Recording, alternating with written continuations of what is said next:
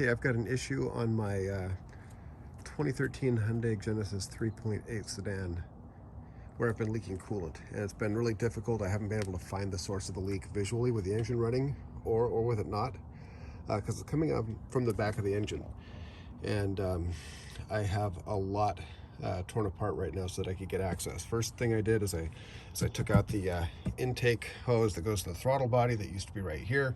Throttle body goes into this big thing, I think it's called a surge tank. There's a wiring harness that I had to disconnect, I don't know, 500 or 600 plugs that I'm never going to get back together again.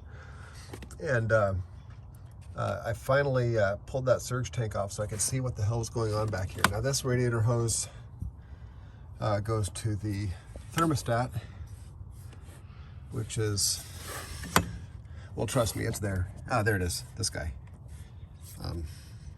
You can barely see the housing.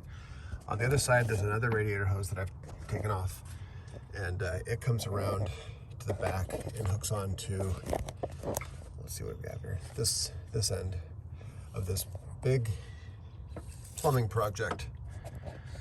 Now, I don't know what all this is for. It's got hoses that go to the heater core, it's got hoses that go in and out of the engine, it's got hoses that go to the throttle body. It's just a crazy, wild mess. But as I was poking around trying to find the source of the leak before I disassembled any of this, what I could find is down on the bell housing down there, I could see a lot of green. And after I'd driven some, adding coolant, of course, so I don't end up blowing a head gasket. I even saw some down on this side too. And so I took all this crap apart so I could see what the hell's going on back here. Kind of flying blind. I couldn't find any procedure online for how to access any of this stuff. But once I finally got down to the where the intake manifold is visible, and this all this plumbing in the back, here's what alarmed me. I've got one pipe. I gotta hold the phone without blocking the lens and not pushing any buttons. Let's see.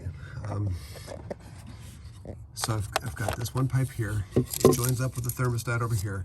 And then there's this piece that goes that way under the intake manifold. I've got it covered up. I don't want to drop any crap in there. And yes, I did wipe all the sawdust and stuff off that piece of lumber before I set it on top. I was careful. Okay, now look down in between, like really hard to see, but in between the V of the the V6 engine, under the intake manifold, where there's nothing down there. I think I caught a glimpse of it for a second. There it is.